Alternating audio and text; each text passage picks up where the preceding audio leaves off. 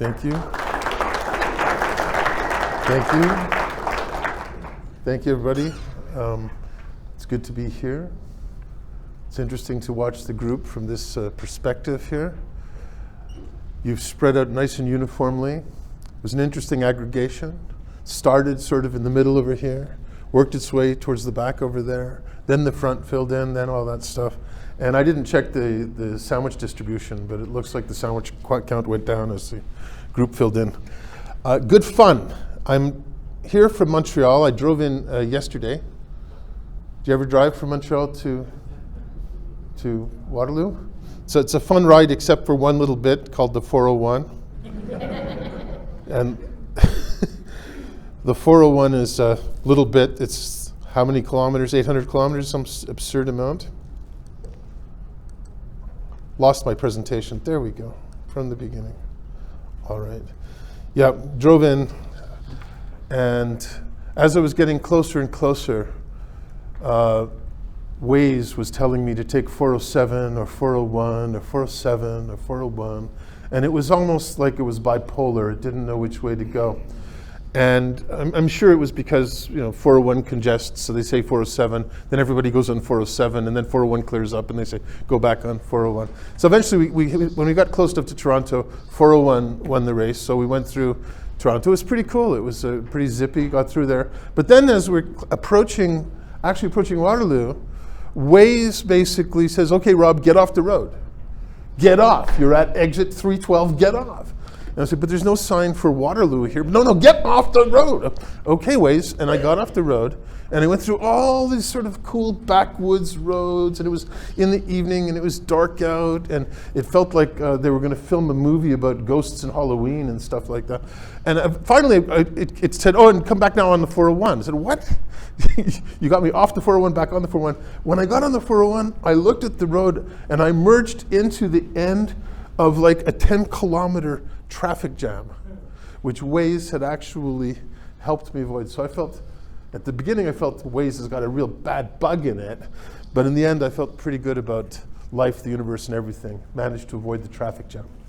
So today's talk comes with a lifetime warranty. I'm saying this now instead of at the end of the talk, because I know some of you are going to leave to get back to work and such, so I want to let this be known to you now. If you have questions or concerns about any of the topics we talk about, please feel free to send me an email. Just remind me where we met. Say, hey, Rob, I have a question about this, that, or the other thing. I'm delighted to help. I make it my sort of commitment to build community and hook people up with other people with similar problems. So that's me and my lifetime warranty.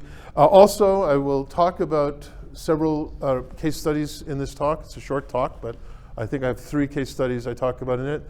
If you're interested in electronic copies of the case studies that I reference, if you send me an email, I will send you a Dropbox link to an electronic copy of the case studies. So some of them are, if you're interested in case studies of chaotic software projects, you may find this quite interesting.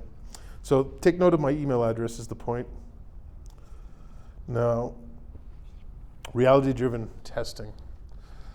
A lot of people come to this talk because they're in pain. They're taking a lot of time to try to figure out what to do, and yet they're always like squeezed. Anyone here work in agile projects? Agile projects. Scrummish? Kanbamish maybe sometimes? XP, anybody? The XP people, we can have a party afterwards. It's the ultimate agile method. Anyone doing stuff like Scrum finds themselves tight for time. Scrum is almost by definition time boxed, and the sprints, or whatever you call them, iterations, increments, last, a couple of weeks? 2 weeks, 3 weeks? How many people have longer than 3-week sprints? It's rare. 2 weeks, okay, so 2 weeks is getting more and more common. My record, personal record, 9 months elapsed, 1-week sprints where we actually had shippable stuff every sprint. Embedded system with distributed team in Chicago and Montreal. It was very exhausting to do. And every single sprint, you sort of don't have time. So what should you do? How do you, to make sure that you get your work done in the sprint? And testing seems to always have testing activities seem to always get squeezed. I don't know if this is just me or if it's common to everybody, but I don't know if we're getting better at this. So sometimes I think I run into organizations, I say, you're having exactly the same problem we had 23 years ago. Didn't you try a couple of different things over the last 23 years? And the answer is they probably did, but it went full circle. It came around over and over and over again. And they've found out ways to resolve some problems, but not all of the problems. And then new ones crept in. Most recently, in live situations I worked on this year, companies in many domains, I found there is a tendency now to trying to make a lot of decisions about what we want to scope and focus our testing on during grooming sessions and refinement sessions. Do you ever do that? Look at what are we going to scope and focus testing in grooming and refinement sessions? That's a today popular thing. And I'm not against it. I think it's a great thing. But what I see in those sessions is great deliberation over how we're going to test against a statement of the requirement, which is short, terse, ambiguous, incomplete, and useful. No, it's useful. It is useful. And what they decided to test against, today there's all this excitement, and maybe Michael will talk more about it when he talks about automation, but all this cool things like gherkin. Any gherkin people in the crowd here? Gherkin is awesome. It's a great way to express acceptance criteria for agile requirements and user stories. But it ends up happening is when you're talking about testing around that stuff, you end up testing or coming up with testing ideas to confirm against requirements, confirm against statements of user stories, confirm against acceptance criteria that are corrected. And of course, a lot of the bugs and problems we have in software are not really based on what the requirements are. They're based on other things. So I think that what I'm trying to do in this talk or in the series of things about reality-driven testing is say, if you don't have much time, let's get real. Let's try to figure out what really matters. And if we have only a little bit of time to do testing activities, no matter who does it, by the way, no matter what your skills are, you can't do everything. We have limitations. And so I want to start with looking at reality. And the three elements of reality, and I have a slide on this somewhere into my deck, but there's only three elements that I like to work on here. And so it's not a complex thing. Reality has to do with what is the real technical work the team is doing. What is the real technical work? What are we changing in the frickin' code? And I'm sorry, but you don't necessarily know that when you're having a grooming session. What can break is often what is being changed or related to what is being changed. In a grooming session, you're grooming the requirements to understand them better. So yes, you have a good idea on what confirmatory tests or checks you might want to put in to assess the conformance to the requirement, but you're missing all the risks based on what the technical work the team is going to be doing. And while you're sitting there waiting for them to give you a build that's worthy of your testing, they're doing a lot of technical work. And it's that technical work that causes things to break and fail and otherwise go afoul. It's not the requirement that causes things to break, malheureusement. So that's one reality, is the real technical work. The other reality is, well, there's two more, but the other realities I like to look at, focus on, is the real user. And what does the real user really do? Does the real user do something with the software? And I'm not just talking about how do they use the software. I'm talking about what is their job. Can they do their job with the software? Can they do their task? Can they do whatever activity they set out to do? So that's the second part of reality. So first one is what's technically changing for real, not some hypothetical thing, but really what's changed. Second thing is what are real users really doing or intending to really do, and what is their job? Your software is part of the job, but the job is much bigger than just your software. And the third thing is, what is the real world that we're going to be running this software in? What is the real environment that the software is going to be running in?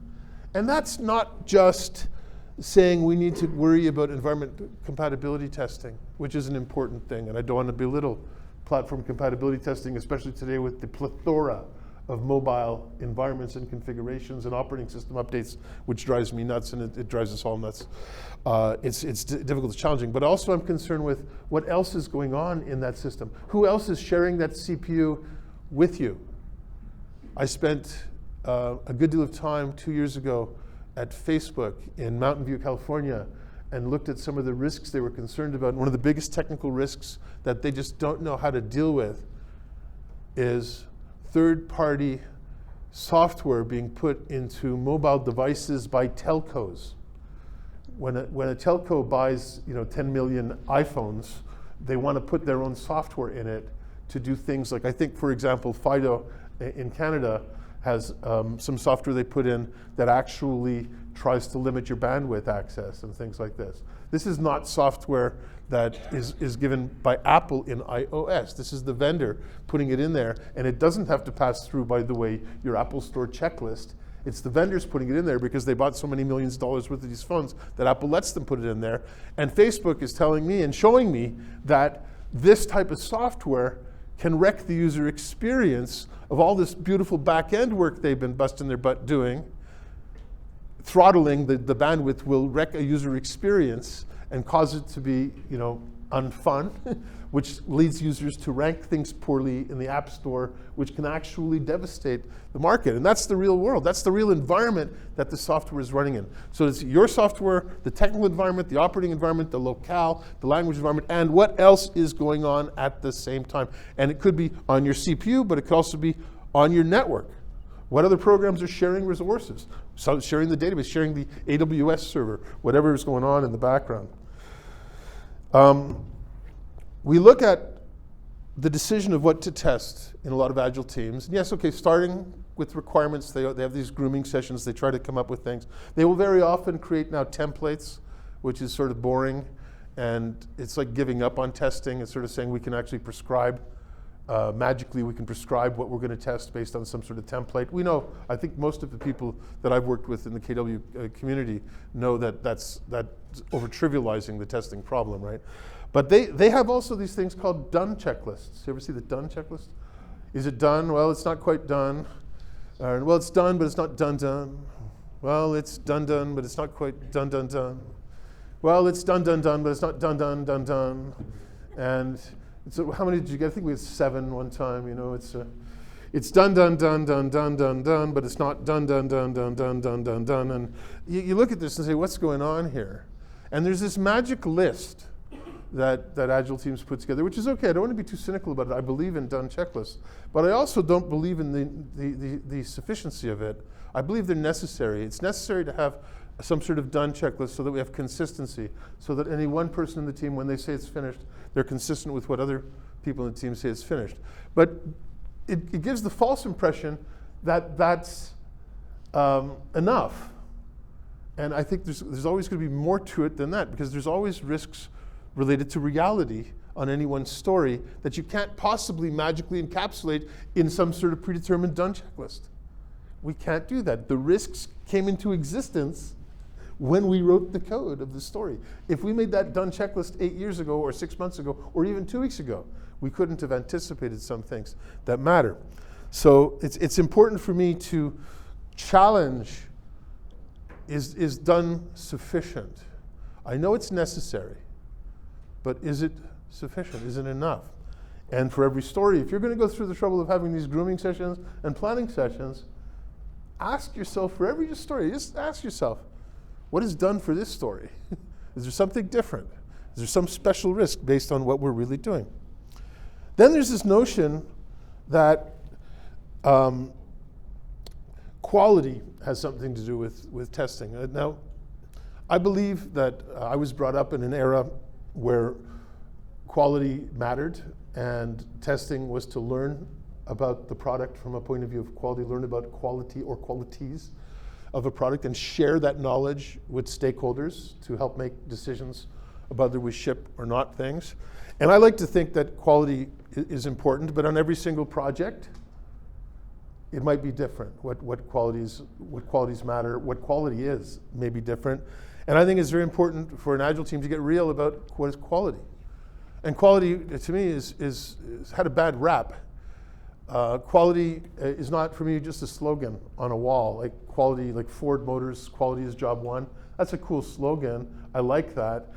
The Agile manifestos and principles talking about quality, and they say something trite like, quality, it's the whole team's responsibility. Oh, yay, now the whole team's responsible for it. We're going to have better quality products. Well, I don't know if that's true. I think quality has to do with our stakeholders and what they value and what is good enough for them. And it's business decisions. And we can't test everything, and we can't check everything, and we can't do everything.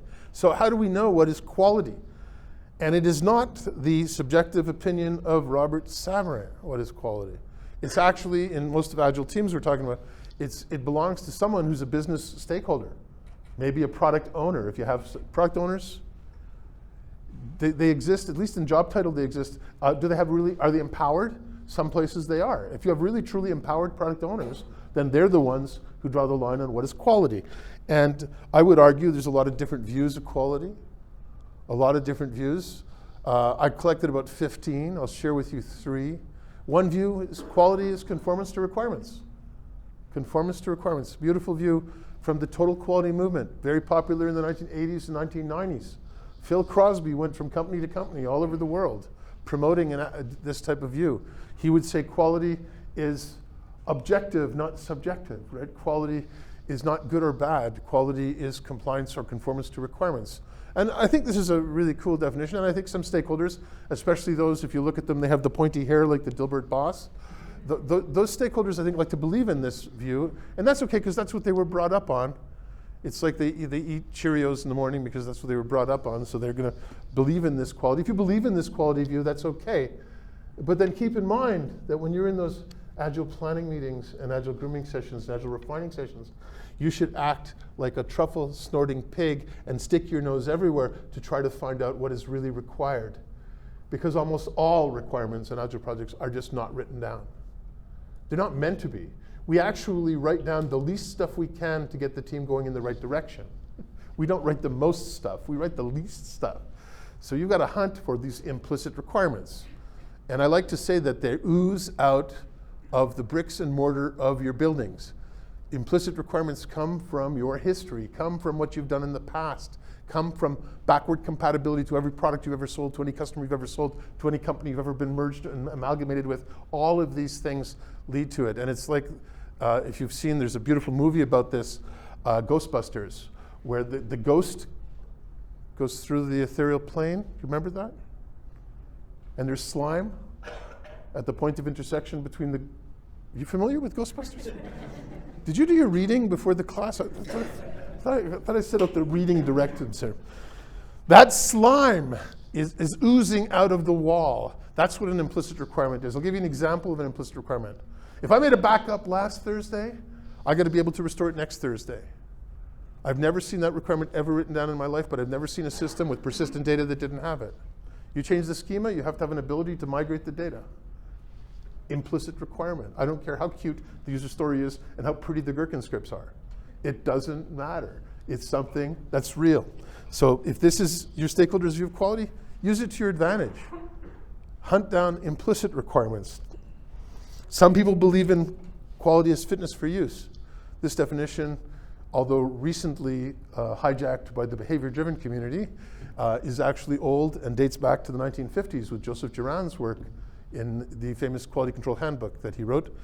Joseph Juran, consultant in quality systems, not a software guy, a quality systems guy, invented stuff like statistical process control and fancy things like that.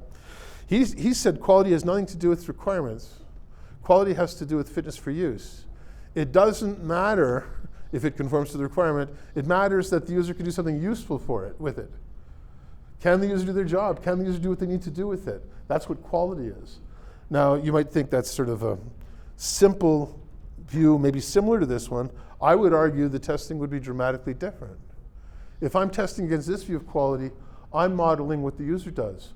If I'm testing against this view of quality, I'm modeling what the software does. It's not just a little different, it is dramatically different. And there's nothing wrong, and there's no right or there's no wrong. But if you only have 2 days in an Agile sprint, what do you want to test? Look at what quality is. What does it really mean? And if this is it, and this is a beautiful definition of quality, by the way, and not for or against any one, but this would help me decide, if I had only 1 day to test, what would I want to test? I would test, can the user do their job, and model as much as I can variations in that job. What are the variables? What are the conditions? What are the factors? What are the business rules? All of this type of stuff. And then there's maybe the Jerry Weinberg, and I have every respect for Jerry Weinberg. It's sad that he parted this plane recently, but he made such a difference in software engineering, quality engineering.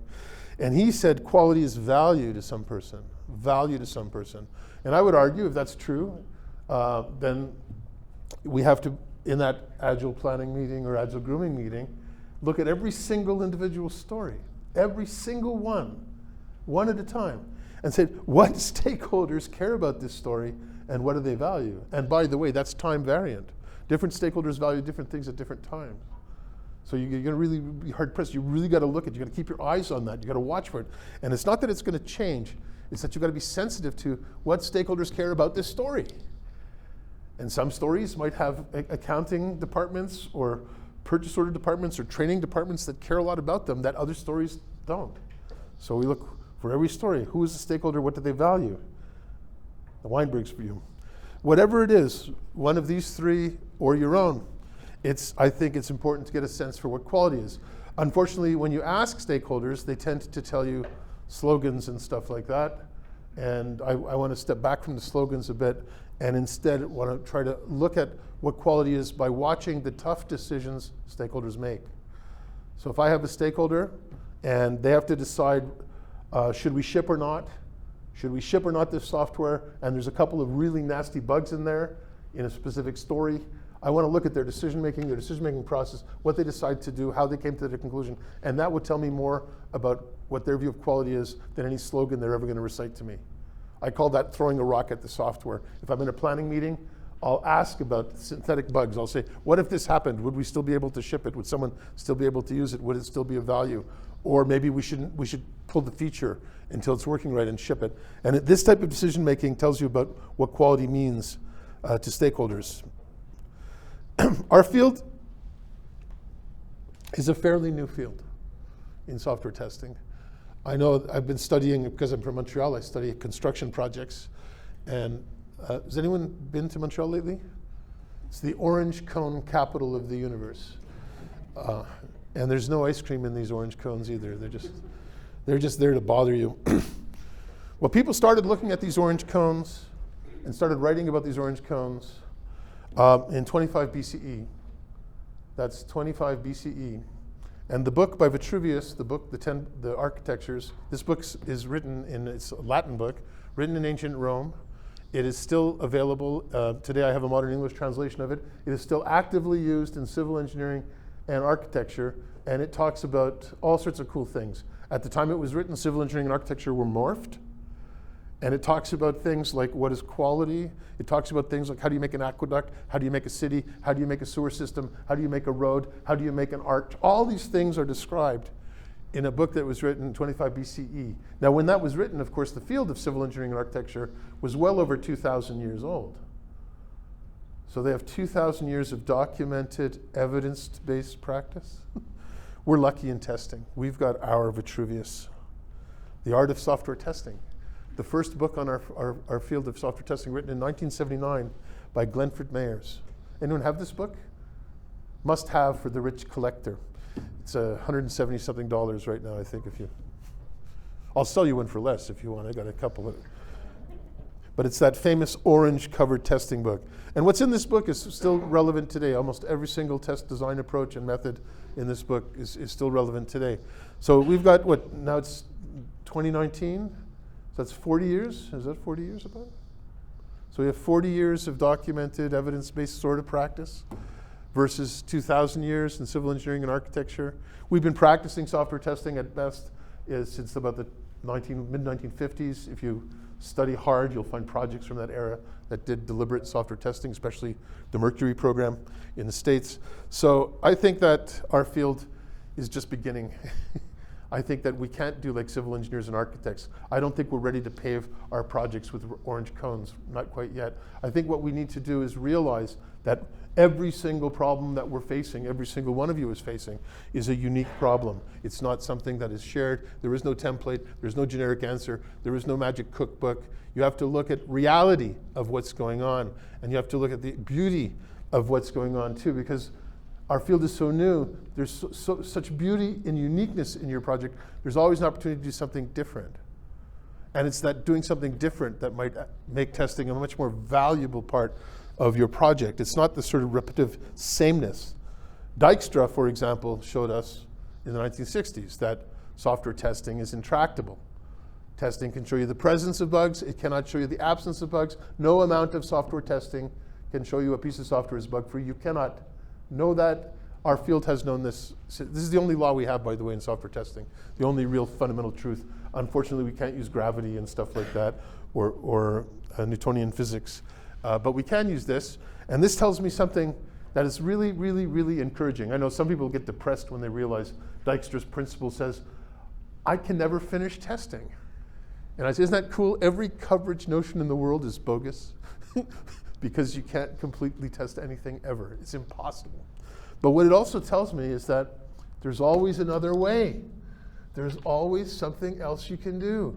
Don't get stuck in the rut of the complacency. Don't get stuck in always doing the same approach over and over again. Don't take a look at that story and just look at what you've done in previous stories. Think of what I can do special for this story.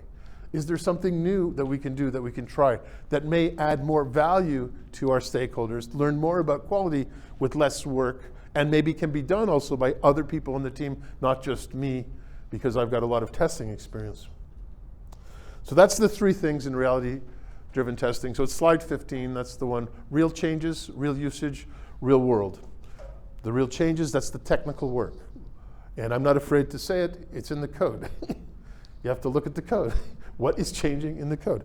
And there's ways to look at that. Even if you're not programmers, there's ways to look at that and ways to learn about it. Real usage, this is the real job the users got. What are they really doing? And the real world, what else is going on at the same time? Story the first. You've all been to Toronto, right? It's very close to here. It's hard to get here without going through Toronto. If you figure out a neat way, let me know, because then I'll come to Waterloo much more often. But in Toronto, I was working with a beautiful company doing network management software. And I was working very hard trying to teach a type of test design called scenario-based test design. I'm sure many of you do some sort of scenario-based test design. At the time I was teaching this group, they weren't familiar with it. So I taught them some approaches, and I was having a great time trying to teach it, but the group just wasn't grokking it. They weren't getting it. It wasn't clicking with them as much as with other groups and communities I've worked with over the years. Like, I can do a public class at a conference and people would get it, but this community at a company of experienced testers just weren't getting it. So I asked them, well, do you have any like end users nearby that we can talk to? And it worked out that in the building physically next door was Bell Canada. Now you're going to guess the company name because I'm going to tell you where their office was, right next to Bell Canada. But I'm not going to tell you the name of the company, but it was a big network company in Toronto, but I'm not going to tell you who it was. I'll tell you that a lot of your friends worked there, but I won't tell you the name of the company. Because we're videoing this, and if I misspeak, I could get in all sorts of trouble. Bell Canada was next door. Do you mind if we go down there to take a look? Talk to the people. Made a couple of calls. Sure enough, we were welcomed. We were welcomed with open arms. Come, we'd love to show you what we do with the software. Went in there, took the whole team. It was like a kindergarten class. Everyone was like holding a string while we were walking down the street. And with orange flags, the tester, beware. And don't press the button, don't press the button. So I gave them some very clear instructions. I said to them, shut up, basically. Don't talk. Let me do the talking. And I went in, I interviewed the customer, and I did a task analysis. And I asked them to describe how they used the software. First, they described the technical aspect of how they use the software. I said, I'm not interested in telling that. I'm interested in their job. Eventually, I got them to describe a day in the life of their job. And I storyboarded it. I used flip chart sheets for frames of storyboards. I filled the wall with it. I got it all mucked up. We corrected it. I got it mucked up. We fixed it. Eventually, I knew the steps, the order, the frames, the variants, the variables. It took about a half a day. And I walked back with a beautiful, beautiful pattern that we could use for scenario-based testing for this particular customer, for their, at least the common usages that we looked at. And when I went back to my customer, I found out that none of the members of the testing team had the slightest clue that what the customer, the actual end user, did with the software was what they did. None of the testing team. Furthermore, the dev lead and architect had no clue. None of the programmers had a clue. The sales guy had no clue. The support people had no clue. No one had a clue what the real end users were doing to software. They had models of what they thought end users were doing with the software, but they were totally wrong. And this, for me, this is next door. And I have to say, wow, man, this is such a big disconnect. If you're under pressure, if you don't have much time to test, scenario-based testing, to me, has always been my go-to survival guide. Like, do that type of testing. Maybe you should learn how to do task analysis. Maybe you shouldn't be afraid to talk to end users. Agile teams are supposed to have close contact between end users and the team. Well, make it happen. Make it so. Do it. Don't assume that your model of what people do with the software has anything to do with what the reality of their job is. And it's awesome when you do that. And so I went in there and I did it just to show you the type of stuff in usage scenarios. What we're trying to do is we're trying to identify like classes of users, how they use the system, and describe it with storyboards or similar approaches. Anyone here use storyboards, by the way? Storyboards, beautiful visualization. And it's well understood, and to learn a lot about it, you can actually start like watching movies and looking at the work of one of the great storyboard, I think, artists was Hitchcock. Hitchcock brilliantly storyboarded things. Like if you look at Psycho, that's all storyboarded in detail. It's not all scripted, it's all storyboarded. And same with several other of his works. But I like to mind map, so I made this mind map interviewing my granddaughter about what people do on social media sites, because I'm naive about social media sites. Does anyone here use social media? I hear it's getting more and more popular. Yes, I hear that. But I'm afraid of social media, so if you find me on Facebook, you win a prize. So this was me interviewing an 11-year-old about what you do on Facebook. And then I interviewed them about, sorry, that's a frequency thing I'll talk about later. Then I made the storyboard. And each frame, just UML diagrams, right, stick figures. I'm not an artist. And what I try to do is identify the steps. So here we're posting pictures somehow. And on the right, I put like the variables or decision points. And you do this, usually I do this with flip chart sheets, big flip chart sheets, putting them on a wall so that we have the frames in there. And in the end, once you have the scenario, you have a beautiful picture of what people do with the system. So you have a beautiful view of what people really do with the system. And then when you test it, you would almost always walk through scenarios from beginning to end, and you could change scenarios. The order of scenarios might vary. And when you do a scenario, of course, anytime the user enters data or makes a decision, that could vary too. So you predetermine what those are before you run the scenario. It's a beautiful thing. So as I mentioned, at the time I did this, I interviewed my granddaughter. She was 11 years old. And then I spent some time at Facebook. I walked through this example with them, the storyboard and the analysis approach.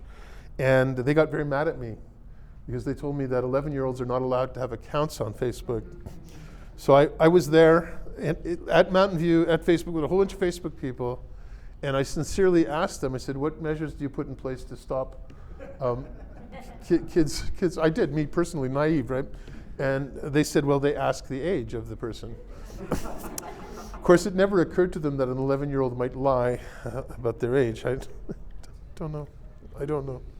True story. That's not the only way, though, to look at it. You can also look at things from a totally different perspective. Storyboarding usage scenarios is one of my favorites. That sounds like it takes time, right? How do you do that in a 2-week sprint? Well, I told you that whole analysis I did, it took less than a half a day, and I was doing it from an instructional perspective. I actually can break it down in 45 minutes per story that I could interview and storyboard it if I have access to real users. That's my sort of optimal time, 45 minutes. I think we can find 45 minutes in a sprint to do some analysis like that. It doesn't have to be perfect. It doesn't have to be all the cases. Take the most common cases. I was in Chicago, again, working on test design stuff. For some reason, I spent time going to companies doing test design. It was an insurance company, and for some reason they had a crisis. There was a testing crisis the day I got there. And they asked me to help them with their crisis, so I dropped my normal training activities, went to the war room to help them with their testing crisis, and lo and behold, they were having a pilot release. You have pilots? You ever do pilot releases? Like a beta, sort of controlled beta. They had about 300 users out of several thousand using this new system, and it was failing all over the place. Now they had incredible regression confidence. They had tested the heck out of it. They thought it was really stable and solid before they went to the pilot. And then when the pilot goes on, everything is failing all over the place. Well, it worked out that it was a migration from mainframe technology to multi-tier technology. And their testing philosophy was based on the mainframe approach, not on the multi-tier approach. In the multi-tier approach, as I mentioned to them, there's a lot of risks, cross-functional interference. One feature interferes with another feature, shared data, shared objects, shared methods, shared all sorts of stuff. So there's cross-feature interference, and therefore order of operation was a risk that they didn't consider. So when they did all of their system testing, they did thorough testing of the features, but not order of operations of the features, which is interesting and important. Now, if I look at their system, they had pull-down menus, 3 pull-down menus, and each combination of the pull-down menus went to a different screen. So the first pull-down menu had 5 options, the second had 6, third had 2, and thus, if every combination of these 3 pull-down menus went to a unique screen, if you multiply it out, you would have a total of 60 possible screens that you go to. So naturally, they sort of thought, okay, 60 screens, that's great. So what we should do then is we should exercise the system so we try all possible screens in every possible order at least once. Now this, of course, to me sounds fun, especially when you're in a university giving a talk. You expect some people might know a little bit of discrete mathematics, maybe combinatorics, maybe they've heard of permutations. So they were taking 60 objects and saying, let's do all the permutations. So what's the number of permutations of 60 objects? Anybody? Big number, right? It's actually about 8 times 10 to the 81. That's 8 with 81 zeros. And they said, well, we have some automation. Michael will talk to you about that next month. Some automation. Well, I don't think automation is going to help too much. My friends at NASA, the physicists whom I met several times, are convinced that the universe visible from Hubble has between 10 to the 79 and 10 to the 82 atoms. 10 to the 79 to 10 to the 82 atoms. That means that my customer wanted to do more tests than the lower bound of the number of atoms in the visible universe. It's nice when this happens to you for real, right? And this happened to me. And I said to them, maybe we should take a look at pathways through your system. Instead of looking at the combinatorics, which is an abstract thing, maybe we can look at reality, which is not so abstract a thing. So I'm asking them, I'm saying, well, what are the different sequences in there? Do you have any descriptions of the workflow of the system? And sure enough, the training department had people whose whole job was to model the workflow to teach people how to use this thing. A whole department. They have a workflow department. So Rob's there. Can we talk to them? It's like the next door, right? Well, the department, the training department. And so we took into our war room the training people. They were very proud to share with us their workflow descriptions and training materials. And this is a key element of it. This is the workflow in question. And I looked at this and said, well, that's interesting. So maybe we could find pathways through the system that are interesting to exercise. And so I applied a test design approach called control flow testing. Anyone familiar with control flow testing? Path analysis. If you're interested in learning about it, I will share with you a tool that we made, myself and some of my students at McGill. We made a tool to help do this type of test analysis. You basically draw a control flow diagram. This is the one I drew in Chicago on that day on a flip chart sheet of paper. This is the actual diagram. And then I did an analysis of it by hand using an algorithm that's published in Lee Copeland's book, A Practitioner's Guide to Test Design. That algorithm I did by hand. I do not recommend this to people. It's tedious and hard to do by hand with this many nodes and this many paths. It's tedious, but I consider myself at the time quite expert in it, so I was comfortable. But anyone new to this, don't do it by hand. Get a tool or figure out a way to automate some of it.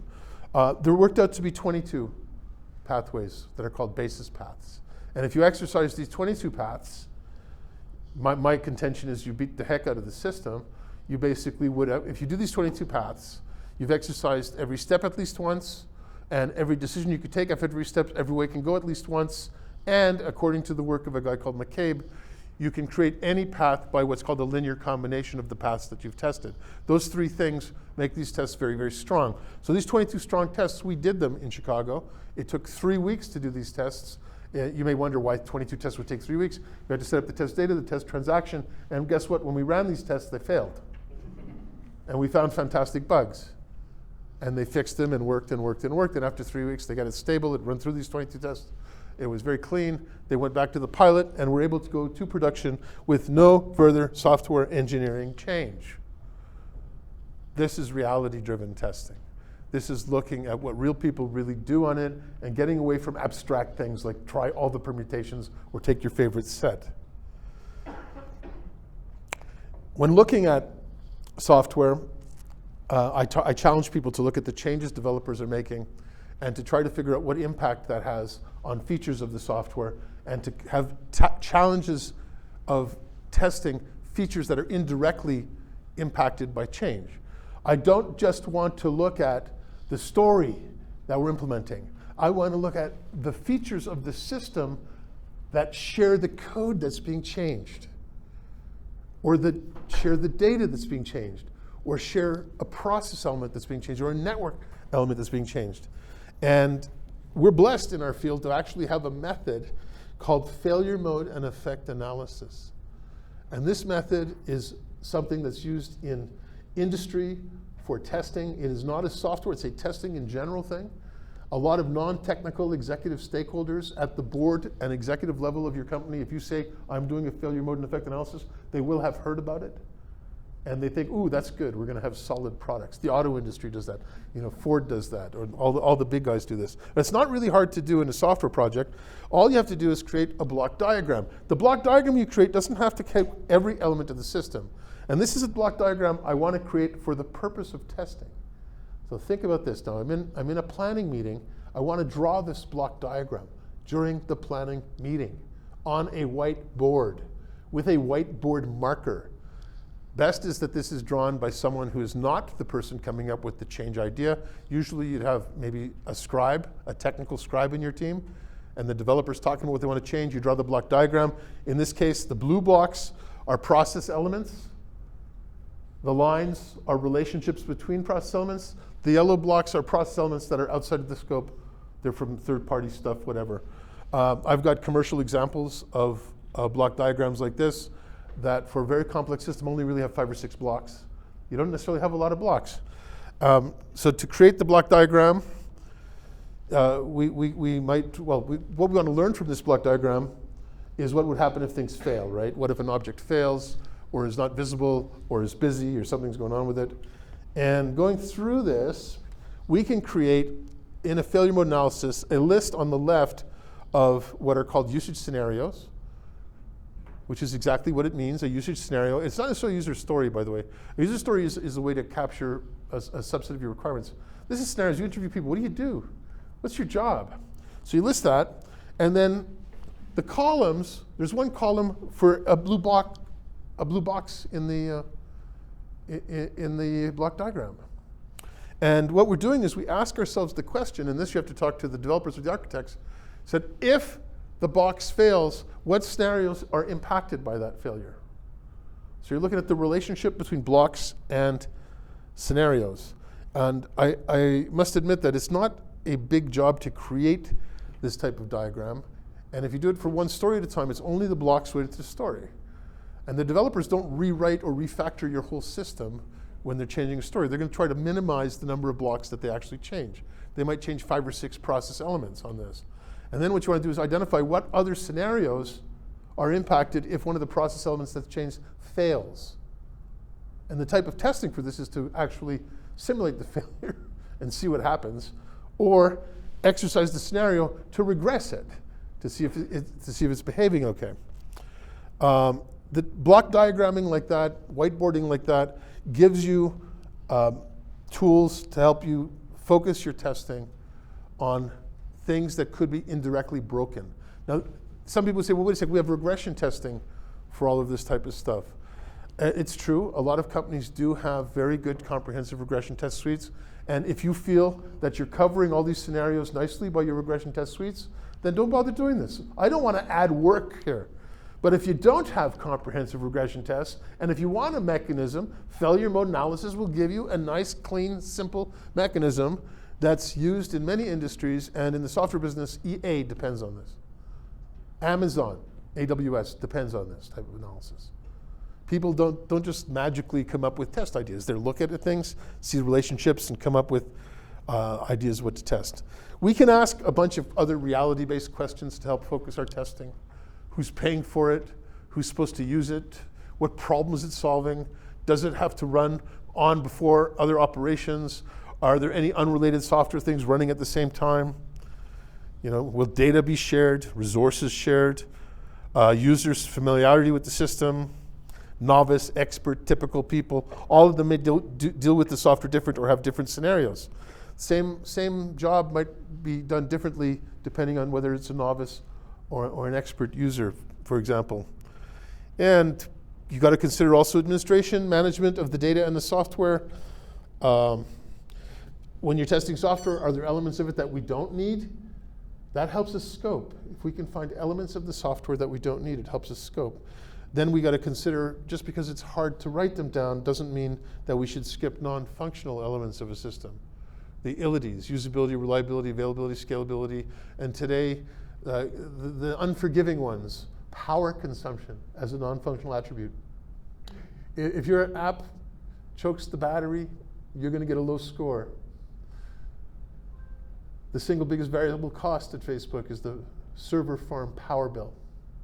So you want to try to look at energy consumption. And then there's privacy and security today that are very, very critical non-functional things. Anyway, there's a whole bunch of zillions of questions that I asked to come up with test ideas. The three things I'd like people to do is, when you don't have a lot of time, just get away from abstract. Make it real. Focus on things that matter. And the bugs you find are going to be bugs that stop people from really doing what they really need to do with your software. And that's reality-driven testing. As I said, examples, case studies, all you have to do is drop me an email, robsab@gmail.com, and I will complement this material with all sorts of stuff. We do have a teeny bit of time, 8 minutes by the clock, for Q&A type of stuff, if that's okay. Now, I know it's a bit tight. Let's see now. I think I can facilitate this. Go ahead, sir.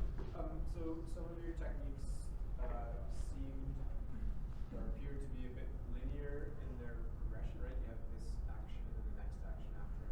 But you have a piece of software that has a lot of, oops, I did the wrong thing, I'll go back and try something else. The user might try something and undo that, redo that. Yeah. Basically, it's a very non-linear. Yeah.